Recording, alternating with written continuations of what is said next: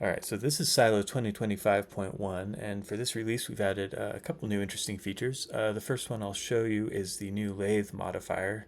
So I've just drawn this simple line shape, and then I'm going to add the Lathe Modifier. It's got all the same options as our usual create lathe object settings. You can cap the ends, you can set the number of degrees, the sections, the axis. But the nice thing about it as a modifier is that you can now go in and play with the shapes and see the lathe happen in real time, which is of course very nice. There's also a lot of other fun things you can do, like we can add in a subdivide modifier and we can put it up before the lathe happens, and so that's subdividing the line that gets lathed. Let's give it maybe 3 iterations.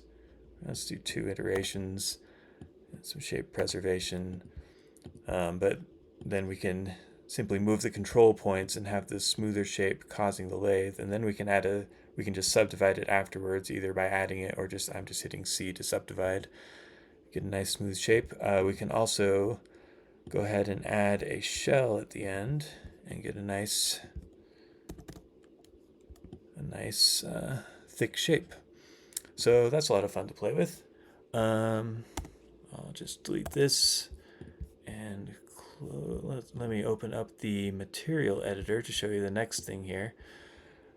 Alright, so the next thing we've added is the ability to drag in images and have them show up immediately in the scene. So I've got here this little pixel art guy that I'm going to pretend I'm going to use for reference, and I'm just going to drag the image into the scene, and it automatically creates a material and also creates a 3D object to put it into the scene. So that's super quick and easy for bringing in reference or other things. And also you can drag images directly into the material editor if you just wanted to create a material from that image. So that's a much faster workflow for people. Let's see, is there anything else? We added an option on the exports. Where is it here?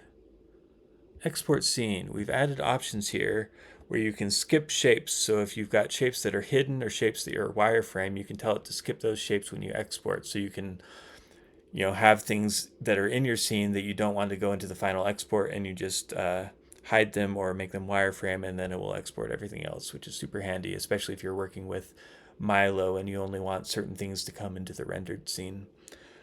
So that's it, plus some bug updates and bug fixes and smaller updates.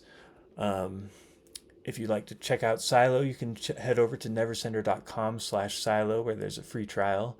And thanks for watching.